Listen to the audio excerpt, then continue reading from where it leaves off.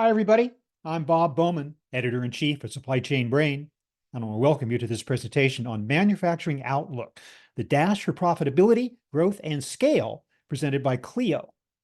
One quick reminder, there will be an audience question and answer session at the end of this presentation.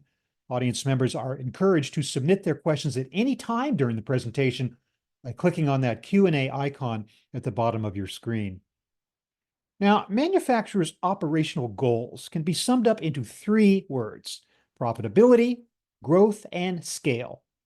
And these expectations only become more intense as the business moves along the maturity curve, with mounting pressure to make smart investment choices that lead to the right type of gains and mitigate risk. A lot of times, though, integration is the growth lever that people aren't thinking enough about. Your business must be able to connect to trading partners in a digital, automated, and consistent manner to maintain control over critical transactions such as purchase orders and invoices. But it's not just a question of classic B2B. You need to feed certain applications the right data and real-time insights to drive smarter decision-making. And that's the topic of our presentation today. With that, I'd like to introduce our speaker for today, Frank Kenny. He is Director, Industry Solutions with Clio. Frank is a self-described failed musician who turned to technology, became a former Gartner analyst, and is currently a market evangelist and strategy director. Frank is widely credited as creator of the term Managed File Transfer, or MFT, and was the first to write about and discuss its modern architecture, platform, and use cases. Previously, Frank also held leadership roles in product marketing, aligning vision and strategy with integration products, services, and messaging. As an independent IT consultant, he helped technology providers create, validate, and implement a variety of business strategies. With that, I'd like to introduce and turn over the presentation to Frank Kenny. Frank, Thank you. Thank you, take it Bob. away. Thank you. Wow. Sometimes every once in a while, when you hear what you've done, you just go, wow, I didn't realize all of that, but that's great. Thank you for having me back at Supply Chain Brain. Really appreciate the opportunity that you guys continue to give us as we talk to the market. So today we're going to talk about how to get us back onto a predictable path. Supply chain disruption, the predictability is not. Let's see how we can jump back into what we need to be doing to change our business. And we'll talk about how these companies, the best companies in the world, are constantly evolving. And we'll talk about why they're evolving and how they're evolving and what's driving that. How architecture and strategy start to change with growth. The strategy, the architecture that you start with will not be the architecture and strategy that you're going to end with and that you're going to use to move through different phases of your growth. And then finally, how can you use some of these things to predict where you're going to be? And if you can do that, if you can take advantage of knowing where you need to be and when you can get there, then you can start to plan your strategy, plan your people, plan your processes around it. So again, thank you for joining us here. Let's get into it. So one of the things that I just like to do to set the stage, right, is what I'm seeing out in the market, what I'm seeing through Clio, the engagements that we have across the board, what people are searching for, right, and searching for on our site and searching on throughout the internet is still around EDI education and supply chain management and KPIs and all of those good things. And at any given point, we see engagements where people are just talking about how can I take my core integrations and centralize them. ERP and TMS migrations, which drive these B2B kind of decisions, etc. And we are seeing a plethora of applications that need to be connected to, that need to be integrated with. So this is what folks are searching on. This is what they're asking, ourselves and a whole bunch of other providers in the industry about. And this is the kind of thing that we're seeing in their environments. And so a couple of things start to bubble up. And we're validating a lot of some of the trends that we're starting to see. Every presentation, if you follow me and you attend, whether they are presentations at industry events, presentations at our Clio events, or presentations and webinars like Supply Chain Brain, I always pull up this pendulum, this idea that shippers have powers, and then the transportation, the logistics guys have powers, and it goes back and forth. And that's the one dependable, predictable thing that you can get out of supply chain. And right now, we are probably still leaning somewhat to the shipper side, but it is really starting to get to some equilibrium. Now, as many of you know, if you've been doing this for any amount of time, it's not really quite equilibrium. It'll go back to the other side the way that it was at the end of 20 and 21, and then it'll start to edge back like it did in 22 and then go into shippers. So we that knob just switches back and forth. And right now, as of this month, September of 2024, this is where we are currently seeing that pendulum swing. And so what that means is when we start to look at different indicators like the Census Bureau of Economic Activity, we're seeing quarterly profits start to rise. We are seeing both from the retailers and the manufacturers, and they kind of go hand in hand. We're also seeing inventories, reasonably stay flat. Some of the changes in inventories, that some of the things that you might start to see is are the pre-holiday things that are happening. Certainly today, as someone that's in Tampa, Florida, dealing with some of the hurricanes and some of the weather that is happening. So we're seeing some stock up, not the run up to the holiday. That is something that we'll see here in a few more weeks, in another month or so. But we're seeing inventories become very, very predictable, right? And then of course we're seeing new orders starting to go up, and again, that is reflective of what's happening in what we traditionally start to see this time of the year as we start to again ramp up to the 2024 holiday season. One of the things that's really interesting when we look on the fulfillment side, because when you make things and you sell things, one of the things that we sometimes don't talk about, we talk about how orders come in and how we do those things, but we don't spend a lot of time on the fulfillment angle of it, right? But this is kind of the symbiotic relationship that exists between both markets.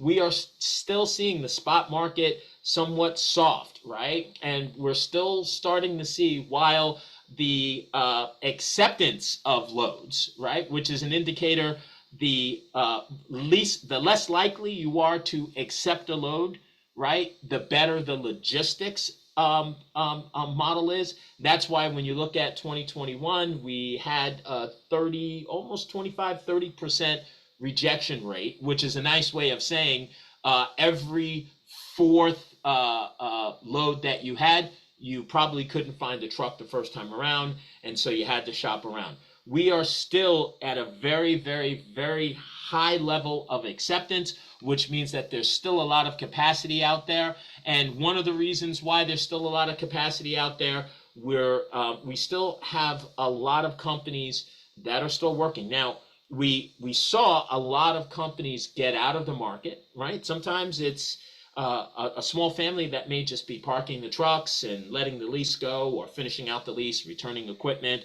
A lot of mergers, a lot of acquisitions, but we're also seeing a lot of people just simply go out of business. So we're at a point right now where this capacity, this is the last piece of when we talk about recovery in the freight space. This is the last piece that we still need to see some capacity come out of market. When we see that capacity come out of market, then we see more of a demand and less of a supply for manufacturers, and then you start to see more of an equilibrium in the space. So it's important to understand where we are to be able to understand what's happening in the market, and that helps us become predictive. And again, I believe that this is the last piece of it all. Now, that's important because when we start to move into how do we map maturity, and how do we map how a company handles their strategy, handles their architecture, handles how they do business. And what we've done is we've built a model, and we've built a model of a life cycle of a company. They come into a market. So there's this decision, I am going to start to sell something into a market, or I'm going to start to offer this type of a service in the market. And this is consistent whether you're a manufacturer, whether you're a retailer, or you're a logistics provider, where you're offering life sciences or you're offering anything. You make the decision, I am going to play in this market. And once you got your bearing and you understand the terminology, you understand all of those things that are critically important to you having any success in a market, you start to say, okay, I'm in this market now, but how am I different? I'm playing in this market, but I need to show differentiation. That's that next stage that you get to. And it is very much different from just getting your bearings. And we'll talk about that in a moment. You move into growth phase where you're saying, I'm in this market. They know who I am. I'm different than my competitors in this market. And I'm now going to use that differentiation to really push growth, to really push how can I do more? How can I start to build my business? And this is about the time when you're building a nice business. You got great customer acquisition. You know, someone from upstairs is taking note, right? Sometimes in the investment community, and they come and they pay you a visit, and they say, hey, Frank Henry, we see that you're doing good with this company. We see that you've got a lot of growth. You've got great customer acquisition. You know, you're making good money, but unfortunately, we now need to start to line up your expenses, your profitability. We need to start to concentrate on things like EBITDA. We need to start to concentrate on the things that we can articulate value to the world. Now, you're playing in a market, you're showing differentiation, why people should come to you, and they're coming to you, but now you turn inward and you start to say, I need to start to control my profitability. I need to start to control my expenses. And when you get that, then you can start to scale. You can start to centralize. You can start to do acquisition. There's a bunch of different things that you have the opportunity to do. So how does this manifest itself specifically to supply chain companies? Well, when you're in supply chain, the first thing that you say is, how do I conduct business? How am I getting orders? How am I getting loads? And how am I fulfilling them, right? And how can I attract and maintain the people resources that I need? In many cases, you may have people on a phone and you may be entering some things onto a spreadsheet or some type of low-end ERP or whatever the case is. But then you start to say, well, wait, I need to be different. And in some cases, needing to be different may mean making technology choices to do things faster, to do things more consistently, to do things in a predictable fashion. And then I start to get more customers. I need to connect to anybody regardless of how they want to connect. And then finally, you get to resource management. You know what? I'm doing too many things. I need to focus on the core competencies that are making me money. I'm going to start to outsource other things. And then you get into, I'm going to get into expanding my ecosystem of partners. I'm going to get into acquisitions. I may get into new lines of business. I may have new products. If I'm in logistics, I may move to an LTL model, a brokerage model. I may start to move to different parts of the country. I'm in the Southeast and I'm selling this product, hot sauce, and it's going really well. I'm going to move into the Northwest region. I'm going to open up a factory there, etc. And so these are all of the different things. And if you find yourself starting to ask questions of your technology provider, if you start to find yourself asking questions of your organization that fit into one of these baskets, that's a great way to predict where you are on this evolutionary growth. And all of these things, funny enough, start to have technology and integration patterns associated with them. And so we certainly see them. We see when companies start to talk about Shopify integration or or Magento integration, I should say Adobe integration, or other marketplaces, or they start to talk about, how can I do better order capture? Well, we see a lot of those types of questions and those types of decisions that start to happen very, very early in maturity.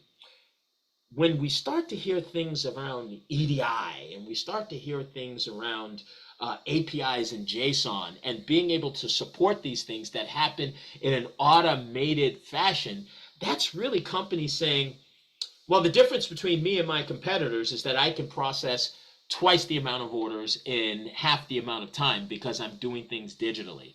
I can now offer, hey, you don't have to call, you don't have to email. Let's start doing business using EDI and X12.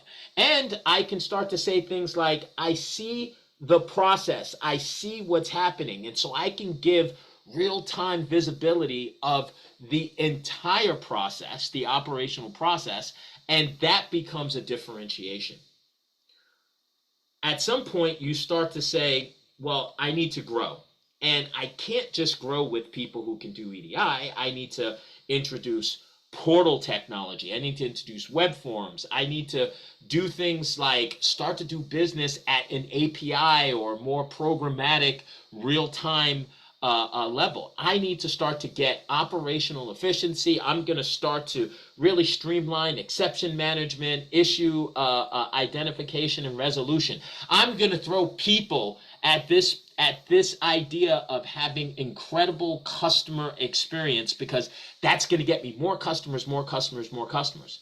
And we've seen this, by the way, right? We especially see this in the software business where companies are going for growth and they throw a lot of sales, a lot of marketing, a lot of brand things into the mix. And then at some point, everyone stops and says, we're doing really good, but we've got to be profitable. We've got to automate more. We've got to put the right resources there. You know what? Instead of having all of these different systems, can we have these systems connected for convergence? In other words, as I work with an order, and I work with inventory, and that becomes a load, and then that becomes an invoice, right? All that is, it's the same thing. It's representing the same thing that I'm buying. It's an order, it's an inventory movement, then it's being put on a truck and it's a load, and then it becomes an invoice. That's all the same thing. We just call them different things at different stages in that life cycle, but I need that one control number for that order to be consistent all the way through so I can do three-way matching, I can start to improve my days outstanding, my invoicing, all of those things. But I'm also starting to work with other vendors for real-time visibility, for credit checking, for carrier management, but I'm also doing it for spreading out inventory and 3PLs and all the rest of those things. And finally, when I get that stuff, then we get into this idea of how can I 25x my business? I'm doing everything well. I'm profitable. I've got growth. I'm still differentiated in this market I've chose to play in. How can I achieve scale?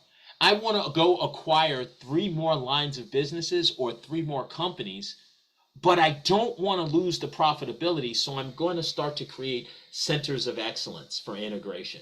I'm going to start to centralize my ERP. I'm going to start to really work with one team and work with a model so that I can continue to have profitability and efficiency, common architectures. So this is the growth that we see many companies go through. I'm in a market, I'm different, I've got growth in a market, I'm starting to get profitability, and then I get scale. And so what's really interesting is as we look across companies that have grown with, certainly have grown with Clio, but we look at companies, how they've grown just in a very generic sense, what starts to happen is early in the growth stage, in the presence and differentiation, companies tend to buy just single point solutions. I'm going to solve this Shopify to ERP problem, and I'm going to solve it with a piece of lightweight technology.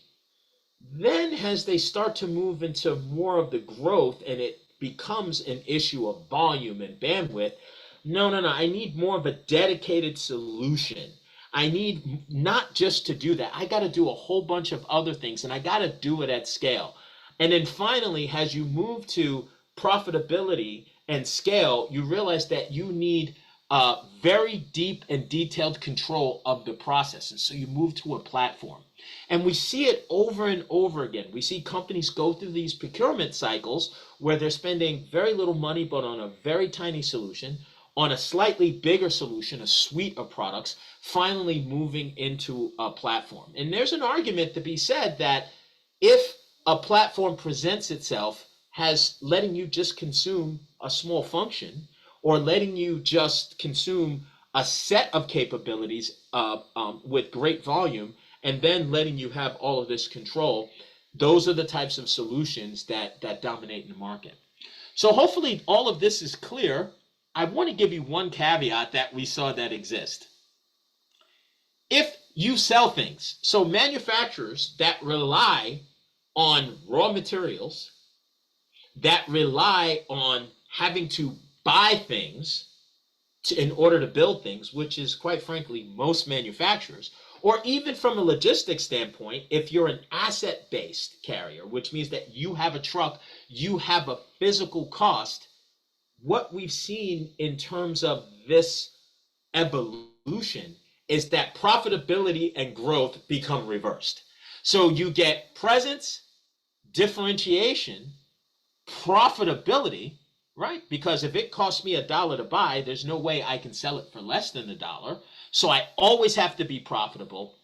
Then I get to growth, then I get to scale. And one of the reason why I really want to call this out and make sure that you understand it is because it is a different strategy moving from presence, differentiation into profitability and then into growth and then into scale than it is when you reverse and you're moving from differentiation to growth to profitability and the scale. It is a different set of leadership. It's a different set of processes. It's a different set of technologies, right? And you're going to be looking at things in a very, very different way. So that's the beauty of this maturity model, right? This presence, differentiation, growth, profitability, or profitability and growth, depending, and scale. So there's a couple of things that you need to know. One, every company goes through this. And we've tried to just come up with examples, and we just couldn't find anything. And as we've had these conversations across our ecosystem, across the supply chain, with customers and prospects, but people who don't know who we are, where we introduce this model, it remains consistent that this is the evolution that companies go through. But the other piece is that the speed in which companies go through this model is solely dictated on economic conditions. Let me say that again. The speed in which a company will go through these stages are based on economic and industry conditions.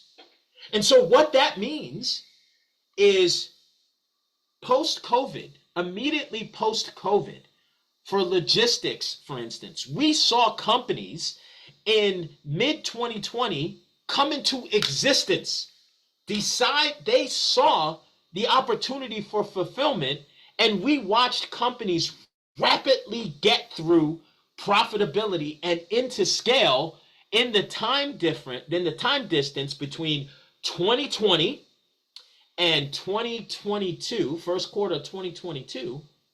But in that same amount of time, coming into second quarter of 2022 to where we are today, because the freight industry has kind of tanked a bit, companies that came into the market then were moving very, very slowly.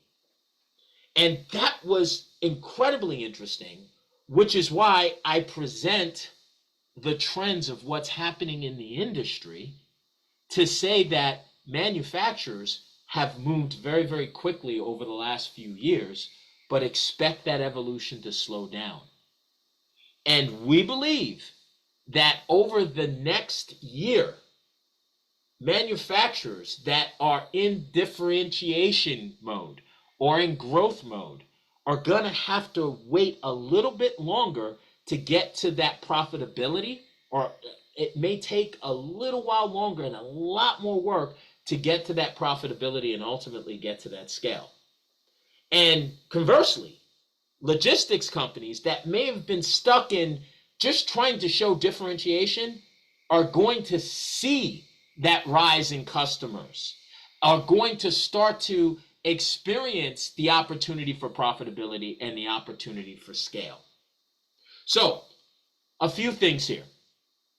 This model, all companies go through it. The speed in which they go through it is dictated by the economy, the industry, right? And what's happening. That's the speed. And how they buy technology is going to change in terms of the strategy that they use. Am I just looking for a solution? Am I looking for a suite of capabilities? Or am I looking for something that gives me the level of control for me to be profitable? So that's our model that we've seen. Can't wait to hear how many of you get the opportunity to use this on your business to predict where you are going to to be able to look at the industry and look at the trends to predict when you will be there. And if you're a vendor like we are, the opportunity to listen to what your prospects are asking to help determine where they are creates more compelling, more detailed, more focused transactions that happen in the industry. It is a great time to be in supply chain.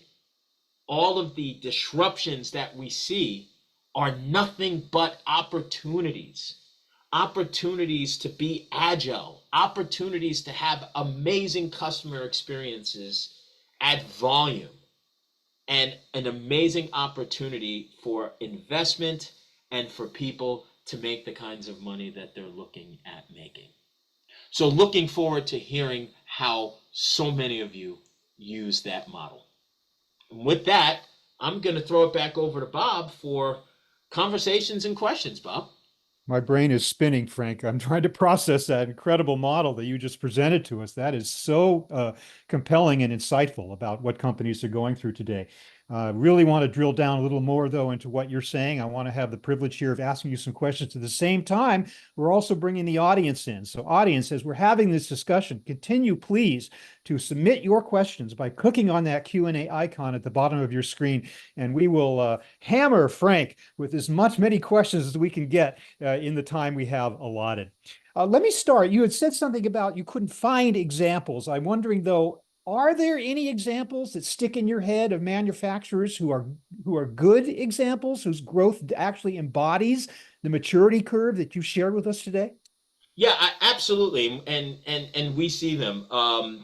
Companies like Goya, I think, are a perfect example, right? So when you think about Goya, and you think about just from a food, going to a grocery store and seeing just a plethora of products, Mhm. what you understand is that has Goya moved from being in the market, from being differentiated in the market, from then moving on to profitability, right? A manufacturer, they needed to be profitable. The things that they started to put in place to achieve that profitability, not just ERP and warehouses, but whole transportation networks to get beans from Honduras or plantains from the Dominican Republic or all of those things. When you look at the fulfillment and logistics network of a company like Goya, it is absolutely amazing.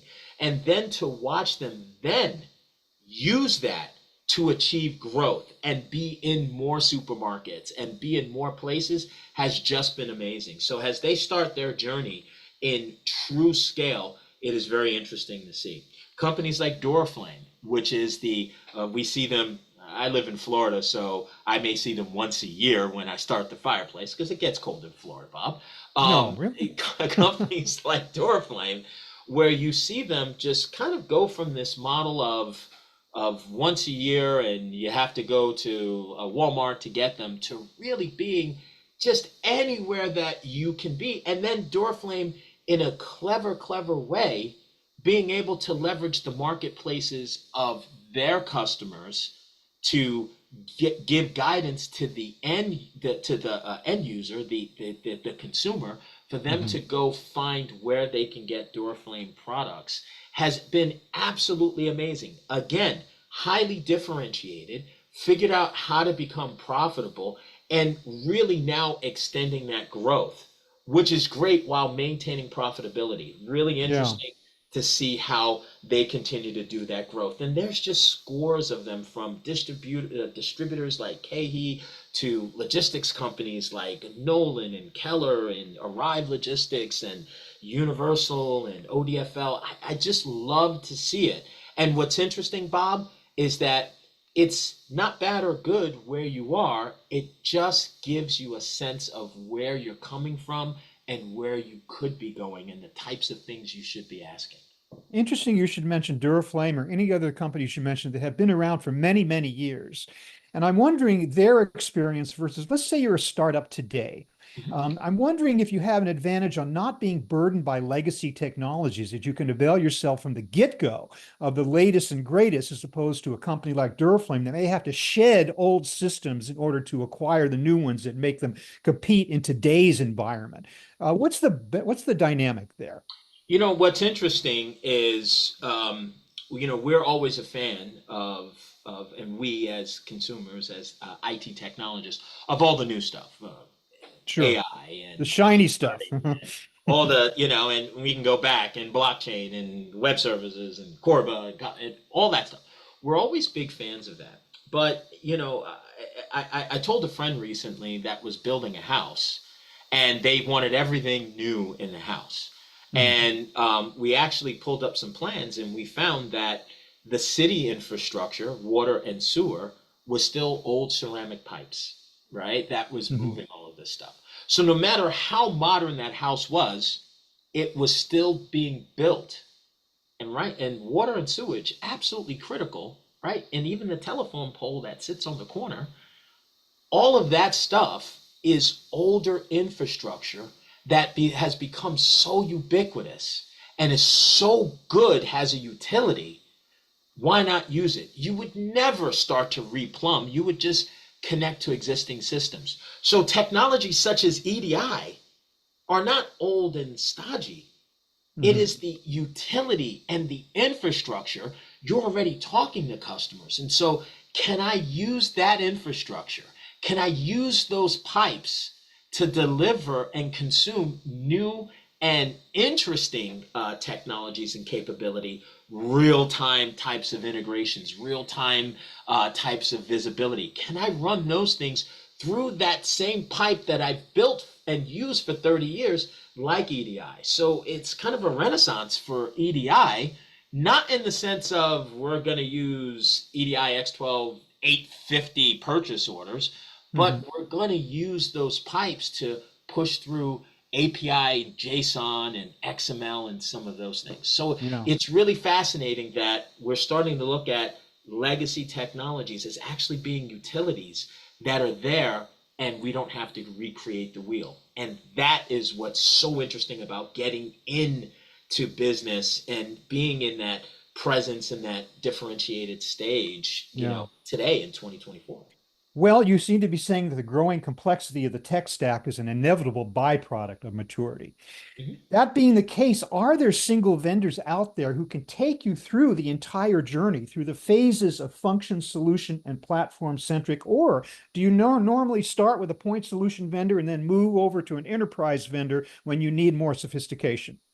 So I would love to say that everybody in 2024 gets it and they're going to buy what they need to help them get to where they're going to get to. But Mhm. again, the model doesn't validate that, in terms of it is not practical for a company that's coming in to an organization to buy a full platform that can do everything, but makes it very difficult. The expense, the resources, and all those things. So you tend to become very tactical.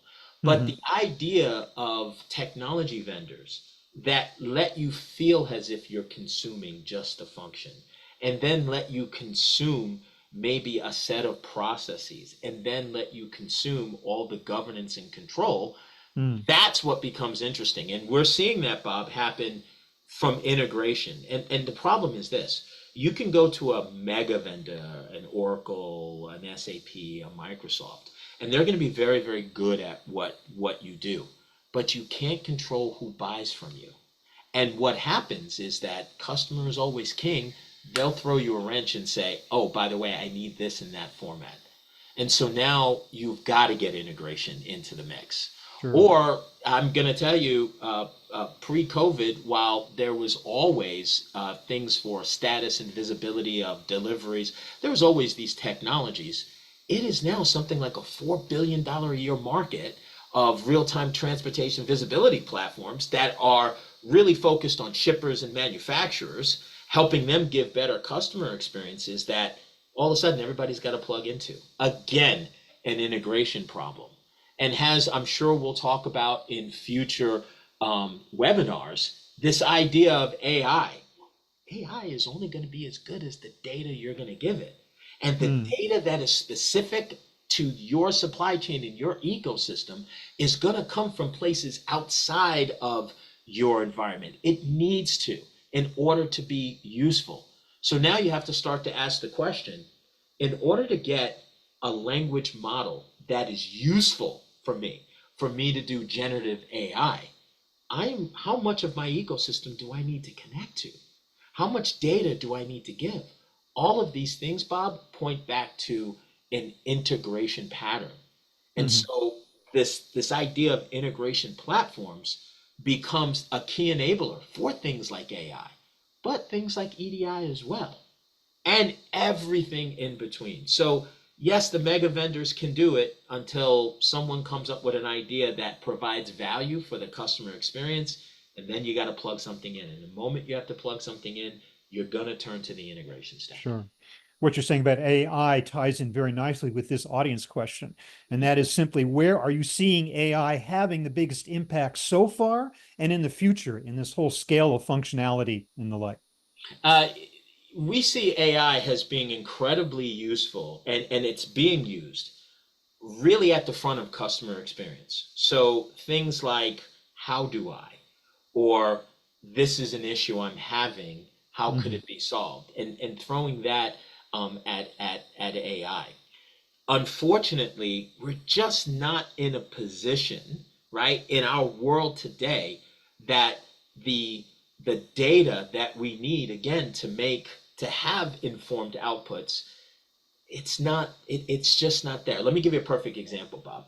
We have my mom called me, right? And my mom, I'm not gonna say how old she is because she may watch this, probably not, but if she does, she'll be mad, right? But Mhm. she's up there, and she says to me, she says in her New York accent, she goes, Frankie, let me tell you something. I'm so afraid about this AI and what they're saying on TV. And I said, Mom, you don't even use Siri. You don't use Alexa. You tell her to turn off and on the lights. That's the only thing she knows about you, right? And it's the same thing in organizations. So we buy this technology, we'll put it in, but we have to feed it the data that is going to be relevant to get the things that we want. And Mhm. when it comes to supply chain, that means looking at all of those purchase orders. That means looking at all of those inventory moves and advice that you have. That means looking at all of the invoices and looking at all of the errors across the spectrum. We're just not there yet.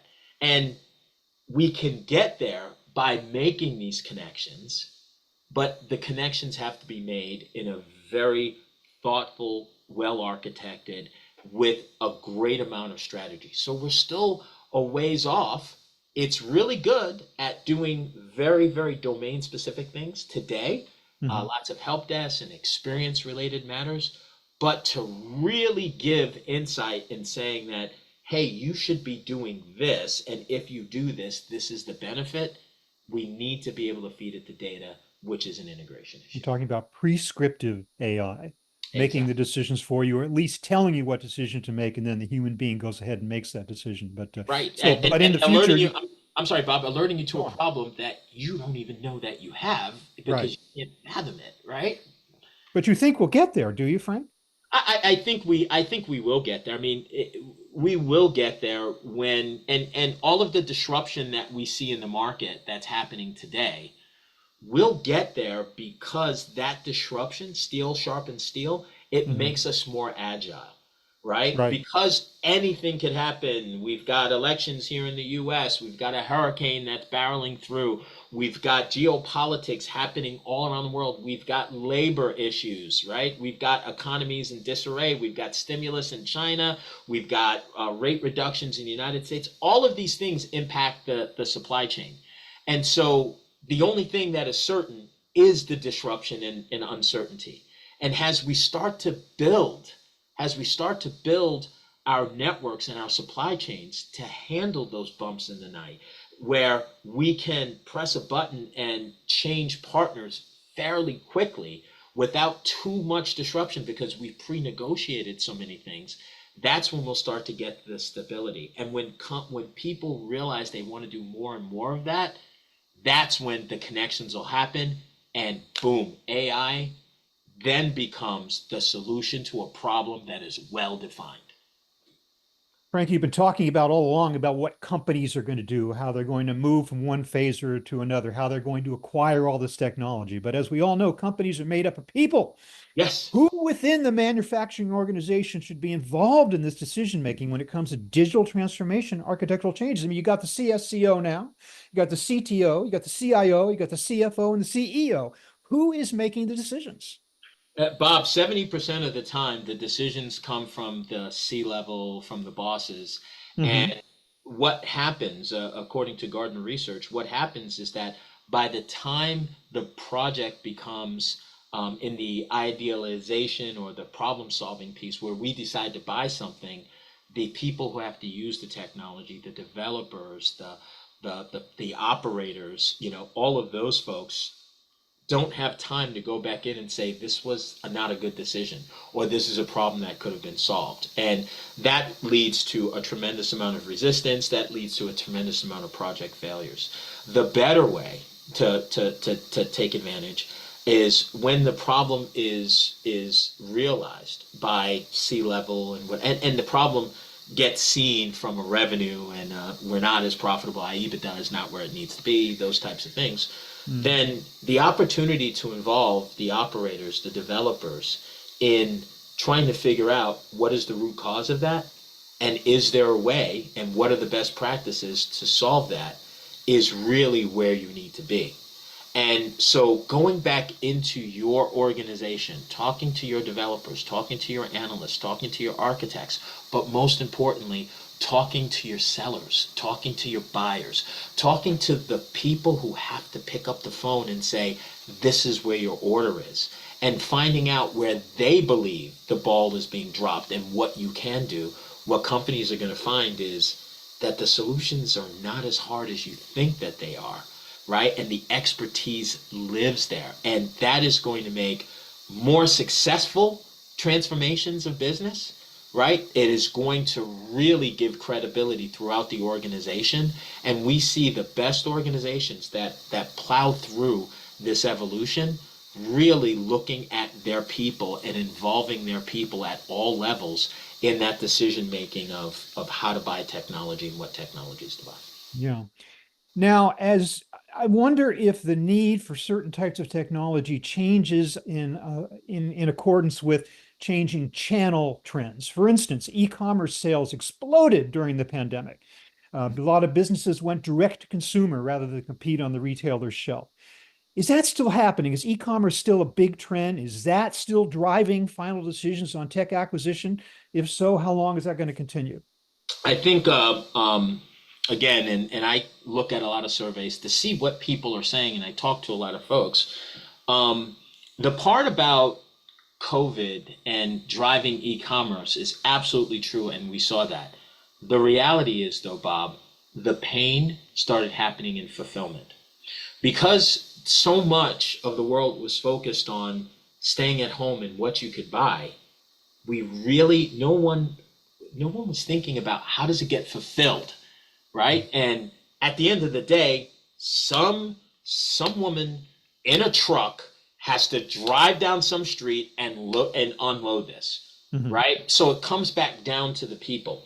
Nothing has changed. So e-commerce is still hot, right? It wasn't like people said, "Oh, everybody's coming back outside again. Let's stop." E-commerce is still hot and is still being used. But the biggest issue in a recent survey that manufacturers are having, the thing that they're most terrified of, are delivery delays, Mm. are delays in fulfillment, right? They're not as terrified as the customer experience. They're not as terrified of the ordering process, right? We've got that. We've understood that. It is the reality that every holiday season, right, that we move further and further from the pandemic, there is more e-commerce, more e-commerce. That means there's more fulfillment, more fulfillment, more fulfillment.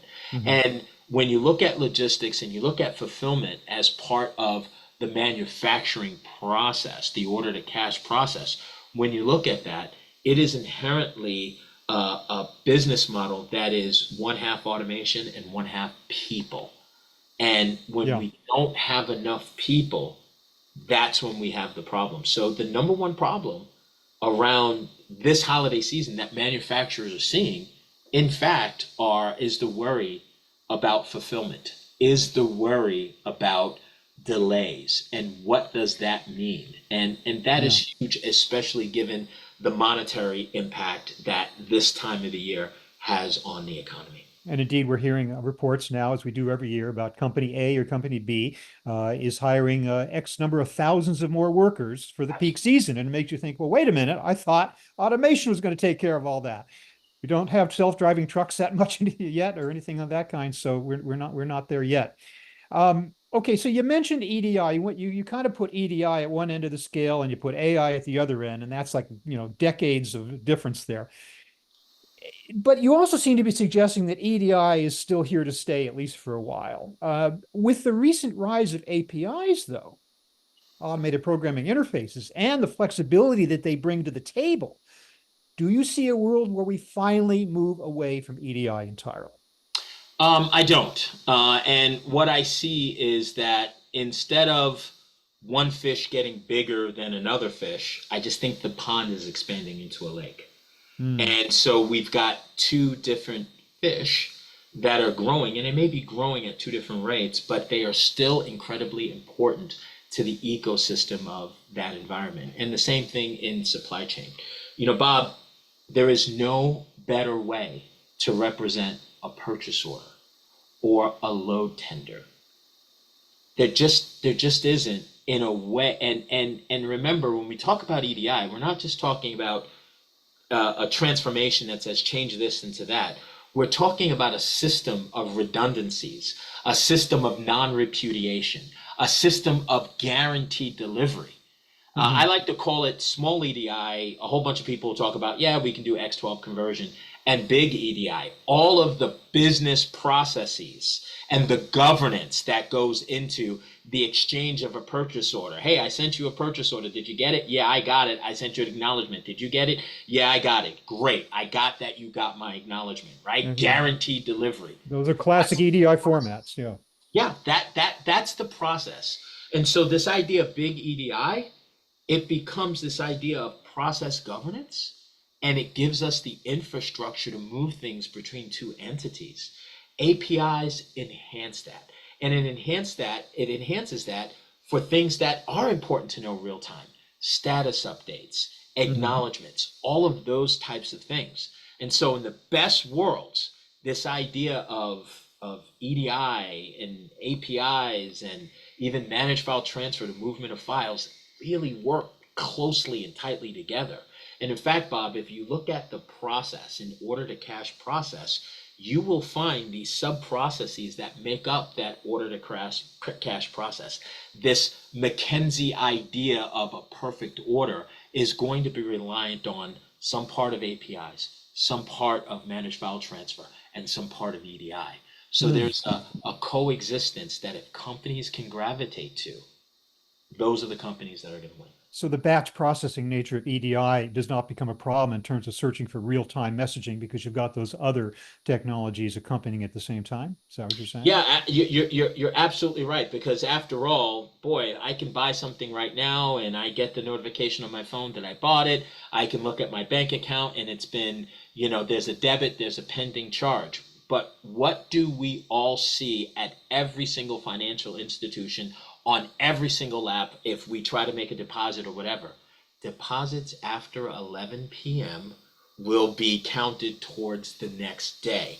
And Right. what that means is that even the biggest, the brightest, the most technical financial institutions in the world still rely on a high degree of batch processing to make those debits and those credits, the real debits and the credits, not the pending, not the cashed stuff, not the temporary tables and those things. The Yeah. real movement, the real movement of money in this world is still heavily reliant on batch processing and good old fashioned managed file transfer. I love to hear you say that because this image of money just zipping around the world in, milliseconds may be true at a certain level, but certainly not at the level that we're talking about here, the execution level, logistics and Absolutely. delivery. Okay, I got an audience question, another one about AI, especially since you were talking about how important it is in terms of managing the input into an AI system in order to get the proper output. This questioner is asking if AI can itself help with the input in terms of data cleansing. Can it play a role there, or will it play a role there?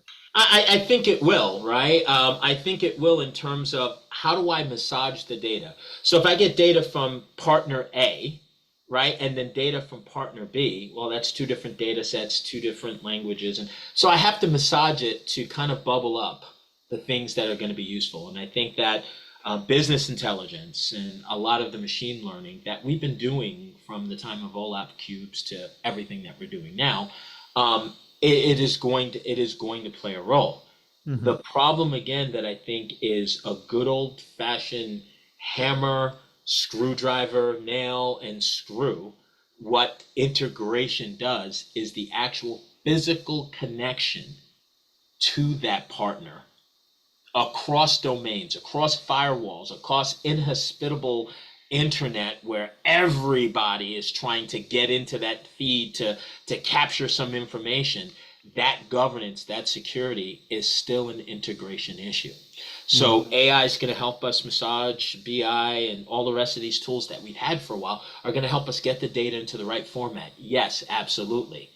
But if I'm not connected, if I can't get into the door, and if I can't get into the door in a secure, consistent, predictable way, having all the technology is not useful. It still is a solution to a problem we just haven't brought quite into focus.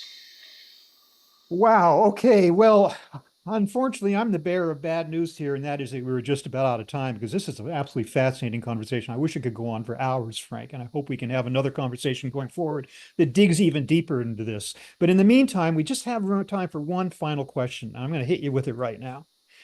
What further supply chain disruption do you predict within the space? And how does a manufacturer working toward profitability, including a more cohesive integration strategy, insulate itself from disruption and also make itself more elastic? So Bob, like I was saying, disruption is the new normal. Mm-hmm. So we have to get this idea of supply chain disruption as if it's different than the normal. No, we've been living in a highly disruptive environment for the past, since globalization is a thing, right? The past 50, 60 years has happened. So disruption is always going to be there. What you want to do is start to create agile environments. And agile environments require levels of automation and levels of governance and control. But the best environments have that automation, but can hand off to humans. So don't go and fire all the humans. No, they're going to be incredibly important because more and more your customers are going to want to talk to a real person, but they're going to require that real person to have the right data, high quality data, and have it in a timely, fast and efficient way. Mhm. And so this automation and this manual processes have got to come together in a well-governed way to ensure customer experience. And that is how every single company is going to weather this new normal, is going to have that agility and resiliency that they're going to need to just be able to do business for the future, because this is the world that we're living in. We have talked so much over the last few months about supply chain digitization. I think for the first time, Frank, thanks to you, I'm kind of understanding what that actually means and what it actually entails and how companies going forward need to apply it along different parts of their journey toward maturity. Frank, Kenny, thank you once again for that fantastic presentation, a real eye-opener. And audience, thank you also for your attendance and your great questions. Really do appreciate that. I do want to offer our audience a little bonus here, a case study collection, multiple case studies from Clio about manufacturers who rely on Clio to scale their organization, as we were talking about, and continue growth on the maturity curve. You can scan that QR code right now, or if you don't have time to do it in the final few seconds we have here, don't worry about it. This information, this screen will be sent to all attendees of this presentation. So once again, Frank, Kenny, it's been really a pleasure hearing you speak. And audience, thank you once again. Everybody, stay well and take care and have a great day. Thank you, Bob. Take care.